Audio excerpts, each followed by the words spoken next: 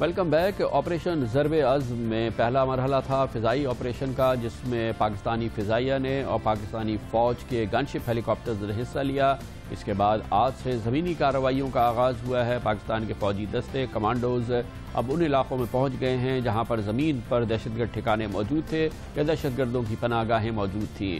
خیال یہ کیا جا رہا ہے کہ یہ آپریشن بھی اسی طرح سے کامیابی سے ہمکنار ہوگا جیسے کہ فضائی آپریشن، لیکن کیا اس کے نتیجے میں امن بحال ہو جائے گا؟ دہشت گردوں کے ٹھکانے دراصل ہمیشہ کے لیے ختم ہو جائیں گے اور پاکستان دہشت گردی سے آزاد ہو جائے گا؟ یہ بھی جاننا ضروری ہے کہ اس کے بعد ہوگا کیا۔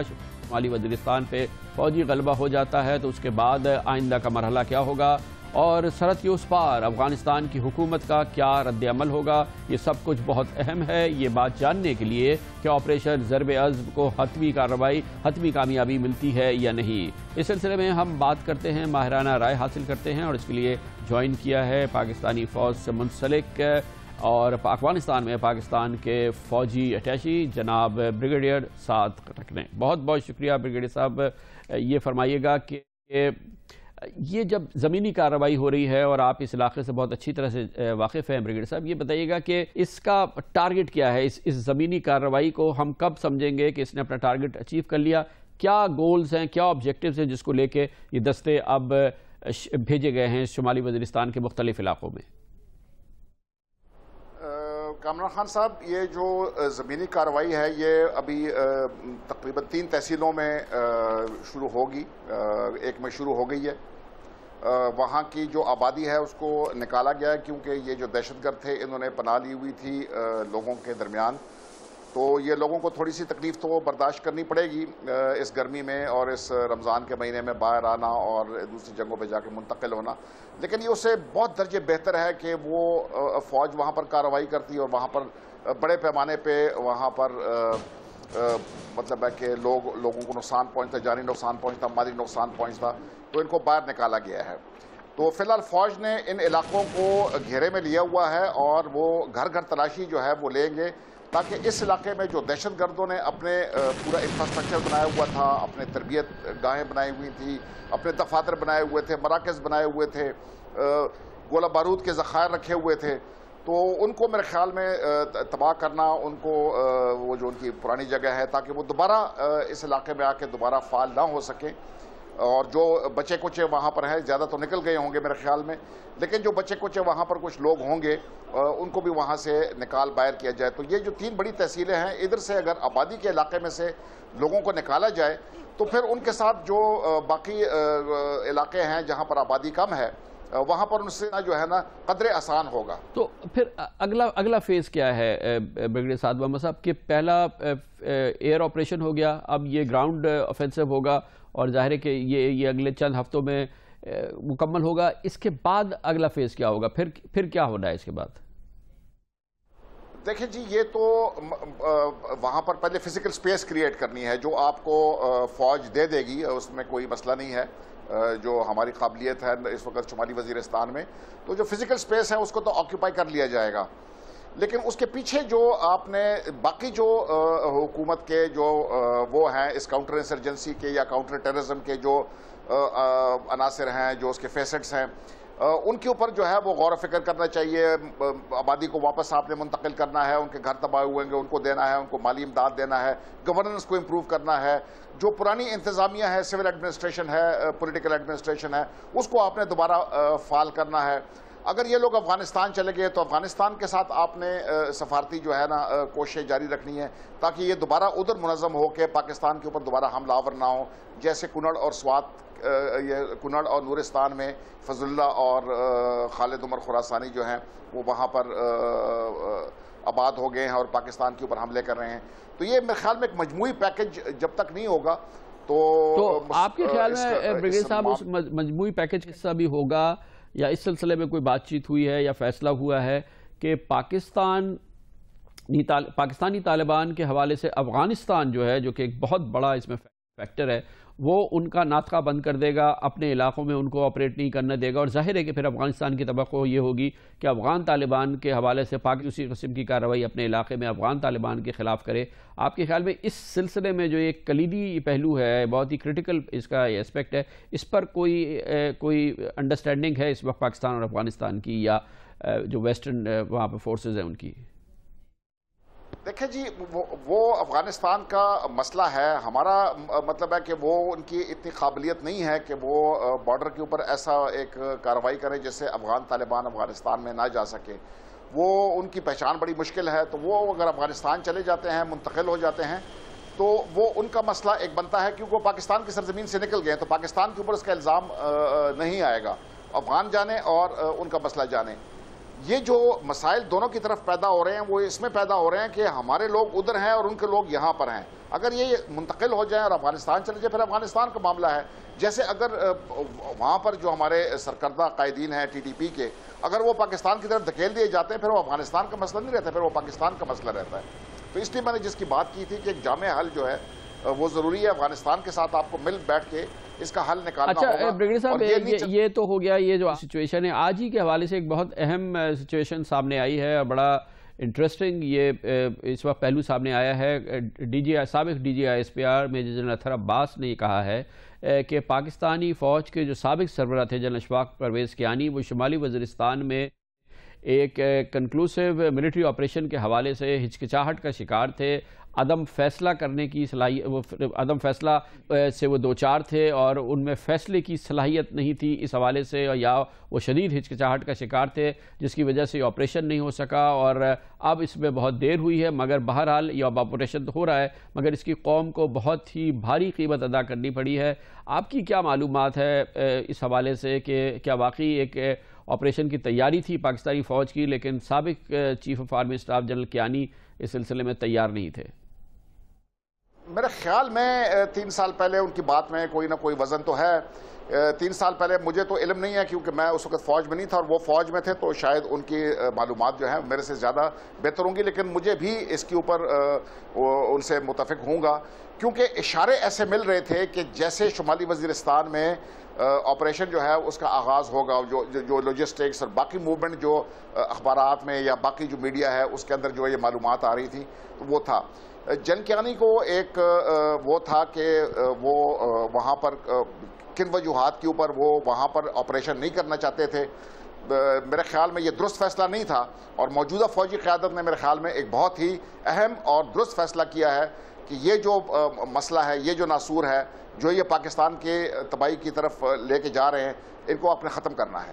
بہت بہت شکریہ۔ بریگیڈیئر سعد محمد ہمارے ساتھ تھے، اور اب بہرحال فیصلہ ہے، اور یہ فیصلہ نہ صرف یہ کہ اس پر بھرپور عمل درآمد ہو رہا ہے اور اس کی کامیابی کے آثار بھی مسلسل نمایاں ہوتے چلے جا رہے ہیں۔ کمرشل بریک اور اس کے بعد ذکر کرتے ہیں اسی دہشت گرد کارروائیوں کا ایک اثر ہوا۔ یہ ماہ جو کہ اب اختتام پذیر ہو رہا ہے پاکستان کے لیے، دہشت گردی کے حوالے سے ایک بہت ہی برا خطرناک مہینہ گزرا ہے۔ کئی دہشت گرد کارروائیاں ہوئی ہیں، کئی دوسرے اور واقعات ہوئے ہیں، لیکن سب سے بھیانک کارروائیوں میں سے ایک کارروائی کراچی ایئرپورٹ پر دہشت گرد حملہ ہوا تھا، اور اس کے بعد جو واقعہ ہوا جس کا تعلق وہاں پر ایک نجی کوریئر سروس کے کولڈ اسٹوریج کے حوالے سے ہے، اور جہاں پر یہ نہیں پتہ تھا کہ وہاں پہ لاشیں موجود ہیں یا وہاں پہ جو لوگ تھے وہ مدد کے لیے پکار رہے تھے، مدد ان تک پہنچی نہیں تھی، اور پھر بعد میں جبکہ یہ آپریشن کلیئر کر دیا گیا تھا اس کے کئی گھنٹوں بعد وہاں پہ موجود ایئرپورٹ پہ موجود اس کولڈ اسٹوریج سے 7 لاشیں برآمد ہوئی تھیں، جس کے بارے میں حکام کو کوئی اطلاعات نہیں تھی۔ آج سینٹ کی سٹینڈنگ کمیٹی میں معاملہ اٹھا ہے اور سول ایوییشن نے کہا کہ کولڈ اسٹوریج سے کوئی لاشیں نہیں ملی، بلکہ اس حوالے سے کئی اور مختلف معلومات سول ایوییشن اتھارٹی کی جانب سے دی گئی ہیں۔ عجیب سی منطق بھی نظر آتی ہے اس میں، اس کا جائزہ لیں گے کمرشل بریک کے بعد۔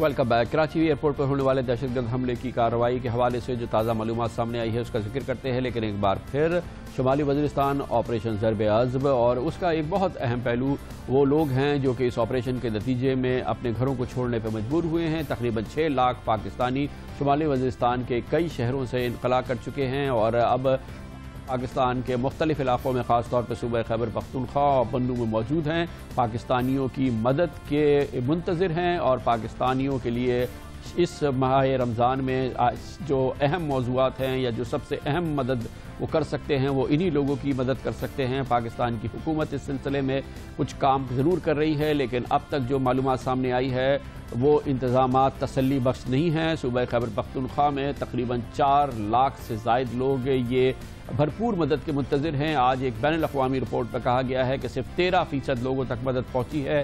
یہ 6 لاکھ پاکستانیوں کو مدد پہنچے، ان کی مدد کی جا سکے رمضان کے اس مہینے میں، اس کے لیے پوری قوم کو اکٹھا ہونا پڑے گا۔ پاکستان کی حکومت تنہا شاید یہ کام نہ کر سکے اور اس کے لیے پاکستانیوں کو آگے آنا ہوگا اور اس سلسلے میں مدد کرنی ہوگی۔ اس کے ساتھ ہی پاکستان کے وہ لوگ، متمول لوگ، پاکستان کی اشرافیہ، وہ لوگ جو پاکستان میں کاروبار کرتے ہیں، پاکستان میں پیسے کماتے ہیں اور پاکستان میں ان کے کاروبار دن دونی رات چوگنی ترقی کرتے ہیں، انہیں ضرور اس موقع پہ آگے آنا ہوگا۔ لیکن اس سلسلے میں کوئی فی الحال حوصلہ افزا صورتحال نہیں ہے، ماں سوائے ایک بڑی کوشش کے جو کہ سامنے آئی ہے۔ یقینی طور پہ ایک شاندار مثال ہے، بحریہ ٹاؤن کی جانب سے کہا گیا ہے کہ وہ ان ڈسپلیسڈ پرسنز کو جو کہ انخلا کیے ہیں ان کی مدد کرنا چاہتے ہیں اور بھرپور طریقے سے مدد کرنا چاہتے ہیں۔ بحریہ ٹاؤن کے بانی جناب ملک ریاض حسین نے کل ایک پریس کانفرنس میں کہا کہ بحریہ ٹاؤن 1 لاکھ مہاجرین کی مدد کرنے کے لیے تیار ہے۔ حکومت کو ان کی اس آواز پر لبیک کہے، انہیں سہولت فراہم کرے، باقی کام بحریہ ٹاؤن کرے گا۔ کل اس کا باقاعدہ اعلان جناب ملک ریاض حسین نے کیا۔ 1 لاکھ مہاجرین ہمیں دے دیے جائیں اور ہم ان کے لیے کیمپ کریٹ کرتے ہیں اور انہیں اپنے بچوں کی طرح اور انشاءاللہ تعالی ان کا لک آفٹر ہوگا۔ ان کو دنیا کی ہر چیز اللہ کے کرم سے ڈور سٹیپ میں ملے گی اور ان کو بجلی، پانی کا ہر چیز کا انتظام ہوگا، اسکولوں کا بھی ہوگا، میڈیکل کا بھی ہوگا۔ ہم اس سے پہلے یہ کافی دفعہ یہ ایکسرسائزیں کر چکے ہیں۔ یہ کوئی 1-2 دن کے لیے مہمان نہیں ہے، یہ ان کو سال و سال لگ جانا ہے اور یہ ہمیں جتنی جلدی ہو سکے ہمیں ایکسیس دی جائے۔ ہمارے لوگ تیار ہیں اور ہم کام کرنا چاہتے ہیں۔ بحریہ ٹاؤن نے کہا کہ وہ مکمل طور پر تیار ہے، صرف حکومت انہیں ایکسس دے، انہیں وہاں تک پہنچائے، باقی کام بحریہ ٹاؤن کرے گی۔ بہت شاندار مثال ہے جو کہ سامنے آئی ہے، لیکن صرف ایک اس کوشش سے کام نہیں بنے گا، اس جیسی کئی کوششیں کرنی ہوں گی۔ کراچی ایئرپورٹ پر دہشت گرد حملہ ہوا تھا، شمالی وزیرستان سے براہ راست تعلق ہے۔ اس کے بعد فوجی آپریشن کا فوری طور پہ آغاز کیا گیا تھا۔ اسی دہشت گرد حملے کے حوالے سے جہاں پر یہ بہت حوصلہ افزا چیز سامنے آئی تھی کہ دہشت گردوں کا قلع خما 5 گھنٹے کے ریکارڈ ٹائم میں کر دیا گیا تھا۔ پاکستانی سیکیورٹی فورسز اور فوج کی بہترین کارروائی تھی جس کے نتیجے میں یہ دہشت گردی کا ڈرامہ چند گھنٹوں کے اندر ختم ہو گیا تھا، مگر اس کے ساتھ ہی ایک بہت بڑی ٹریجڈی ہوئی تھی۔ ایئرپورٹ پر ہی موجود ایک اسٹوریج میں جو کہ ایک نجی کمپنی سے وابستہ تھا، اس کے بارے میں یہ پتہ چلا کہ آپریشن کلیئر ہونے کے باوجود وہاں پر لوگ موجود تھے اور یہ کہا جا رہا تھا کہ وہ پھنسے ہوئے تھے، چاروں طرف آگ تھی، وہ مدد کے لیے پکار رہے تھے، مدد ان تک پہنچی نہیں، حتیٰ کہ وہ جل کے مسم ہو گئے اور کئی گھنٹوں بعد یہ پتہ چلا کہ وہاں پر لاشیں موجود ہیں جنہیں ایک علیحدہ آپریشن کے بعد کئی گھنٹوں بعد وہاں سے نکالا گیا۔ آج سینٹ کی اسٹینڈنگ کمیٹی میں اس سلسلے میں باقاعدہ تحقیقات ہوئی ہے۔ وہاں پہ سول ایویشن اتھارٹی نے ایک ایسا موقف پیش کیا ہے جو اس سے پہلے سامنے نہیں آیا۔ انہوں نے کہا کہ نہ ہی مدد کی کوئی ٹیلی فون کالز آ رہی تھیں اور نہ ہی وہاں سے لاشیں نکلی، لیکن سینٹ کی اسٹینڈنگ کمیٹی میں آج سول ایویشن کے جانب سے کیا کہا گیا، یہ بہت اہم معلومات ہے۔ اس کی معلومات ہمیں دیں گی، ہمارے ساتھ ہیں اسلام آباد میں ہماری کورسپونڈنٹ نوشین یوسف۔ نوشین، بتائیے گا کہ کیا آج سول ایویشن اور دوسرے محکموں نے اس سینٹ کی اسٹینڈنگ کمیٹی کو کیا بتایا؟ جی، آج ڈی جی سول ایویشن نے جو بیان دیا ہے سینٹ کی قائمہ کمیٹی برائے دفاع میں، اس میں انہوں نے ایک طرح سے ایکسیپٹنس کی ہے اس بات کی کہ نیگلیجنس کی گئی ہے سول ایویشن کے پارٹ پر، کیونکہ ان کو وزارت داخلہ کی جانب سے خط موصول ہوا تھا ایئرپورٹ پر کسی بھی اٹیک کے حوالے سے، لیکن انہوں نے اس حوالے سے کوئی اقدامات جو تھے اس میں سلو اتھارٹیز کا جو ہے فالو اپ رہا، جس کے باعث اس طرح کا واقعہ پیش آیا۔ انہوں نے یہ بتایا کہ اب مزید اس طرح کے واقعات کی روک تھام کے لیے ایک سیکیورٹی پلان ایئرپورٹس کے لیے تیار کر لیا۔ انہوں نے سیکیورٹی پلان کے حوالے سے بتایا کہ اس کی منصوبہ بندی جو ہے وہ नेस्कॉम को देने का उसका फैसला किया गया और नेस्कॉम ने सिविल एविएशन अथॉरिटी के हवाले से एयरपोर्ट्स का विजिट किया है और उन्होंने कुछ तजावीज़ दी हैं जिनके ऊपर अब फैसला किया जा रहा है कि उनके ऊपर अमल दरामद किया जाएगा। इस हवाले से स्टैंडिंग कमेटी जो थी वो बड़ी कैटेगोरिकल थी। उन्होंने कहा ये ना सिर्फ विफाक बल्कि प्रोविंस का भी जो है वो फेलियर है इस तरह का वाक़या, और कराची एयरपोर्ट वाक़े के फ़ौरन बाद पेशावर एयरपोर्ट पर हमला जो है वो बहुत ही खतरनाक है। बहुत शुक्रिया, बहुत शुक्रिया। इसी से मुंसलिक वाक़या पेशावर में इस वाक़े के थोड़े अरसे के बाद पाकिस्तान इंटरनेशनल एयरलाइंस PIA की एक फ़्लाइट पे नीचे से फायरिंग की गई, जो कि अपनी नौइयत का एक भयानक वाक़या था और एक ऐसा वाक़या था जिसकी नज़ीर इससे पहले नहीं मिलती। इसमें एक खातून की हलाकत भी हो गई थी, जिसके बाद तमाम गैर मुल्की एयरलाइंस ने पेशावर की फ़्लाइट से मुंसलिक कर दी हैं। इस वक्त खैबर पख्तूनख्वा गैर मुल्की एयरलाइंस के लिए इलाका गैर बन चुका है। इसके असरात क्या होंगे, इजाज़त लेते हैं कमर्शियल ब्रेक के बाद।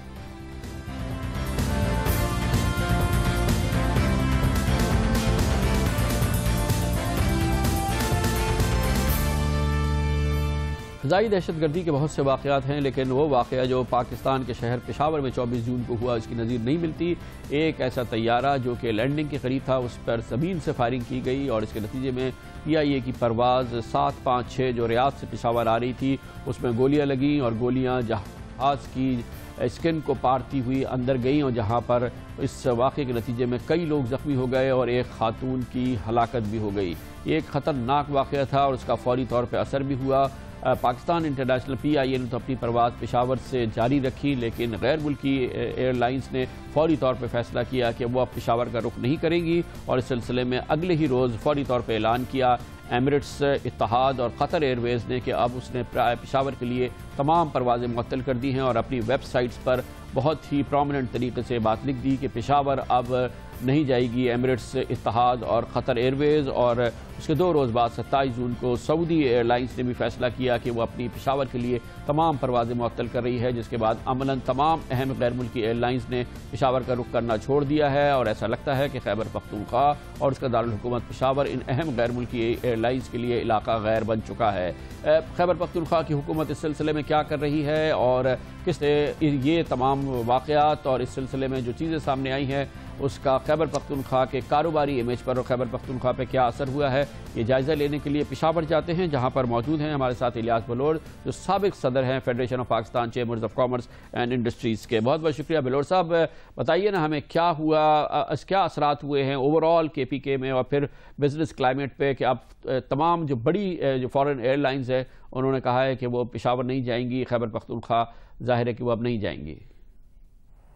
देखिए, कम से कम पेशावर से हर हफ्ते में तकरीबन 15 से 20 फ़्लाइट जाती थीं और वो सारे वर्कर बेचारे जो यहाँ से जाते थे और जो अपना पैसा भेज रहे हैं मुल्क को, और हमारी इस वक्त मेन अर्निंग जो है वो रिपेट्रिएशन ही है, वो अब जाने के लिए बेचारों को कभी इस्लामाबाद जाना पड़ेगा, कभी उनको जाना पड़ेगा लाहौर जाना पड़ेगा, कभी उनको कराची। पेशावर से तो PIA ने भी अपनी फ़्लाइटें बंद कर दी हैं, तकरीबन शाम लैंडिंग बंद कर दी है, तो पेशावर से फ़्लाइट हरकत है ही नहीं। सारा खैबर पख्तूनख्वा मुतासर हुआ है, पेशावर मुतासर हुआ है, बन्नू हुआ है, कोहाट हुआ है। ये देखें, ये जो कर्क के लोग होते हैं, बन्नू के, मर्दान के, स्वात के, सारे यहाँ से जाते हैं, सारा मुतासर हुआ है, पख्तूनख्वा मुतासर हुआ है। और इंडस्ट्री हमारी तो बिल्कुल ही ख़त्म हो रही है, बिल्कुल बाहर से आने वाला तो कोई आता ही नहीं है, इंडस्ट्रियलिस्ट कोई भी नज़दीक नहीं आता। ये अब देखिए, खूबसूरती की बात यह है कि इन्वेस्टमेंट कॉन्फ्रेंस प्रोविंशियल गवर्नमेंट कर रही है, और कहाँ कर रही है? इस्लामाबाद में। यार, अपने पे एतमाद नहीं है, आप लोगों को बुलाते हो यहाँ काम करने के लिए, तो इन्वेस्टमेंट कॉन्फ्रेंस तो कम से कम पेशावर में करो ना। आपको अपने पे एतमाद नहीं है तो कौन आएगा इन्वेस्टमेंट करने के लिए यहाँ? बहुत बहुत शुक्रिया जनाब इलियास बलोच साहब। बहुत अहम मौजू है। इस वक्त खैबर पख्तूनख्वा का रुख नहीं कर रही हैं अहम गैर मुल्की एयरलाइंस, PIA के भी ऑपरेशंस कर्टेल हुए हैं, इलियास बलोच साहब ने कहा है, और ये अच्छी खबर नहीं है। लेकिन इस सब का ताल्लुक़ है दहशतगर्दी से, और दहशतगर्दी के ख़िलाफ़ इस वक्त पाकिस्तान अपनी बका की जंग लड़ रहा है और एक फ़ैसला कुन जंग लड़ रहा है। पाकिस्तान की फ़ौज इस वक्त शुमाली वज़ीरिस्तान में ऑपरेशन ज़रब-ए-अज़्म में मसरूफ़ है और इसके इब्तदाई इत्तलात, अब तक की इत्तलात बहुत हौसला अफजा हैं। कामयाबी की खबरें आ रही हैं और पाकिस्तान की फ़ौज, पाकिस्तान की बका की ये जंग पाकिस्तान और पाकिस्तानियों के साथ जीतती नज़र आ रही है। इसके साथ ही हमारे आज के प्रोग्राम का इख्तिताम होता है। कल आपसे फिर मुलाकात होगी। कल तक के लिए कामरान खान को इजाज़त। अल्लाह हाफ़िज़ नासिर।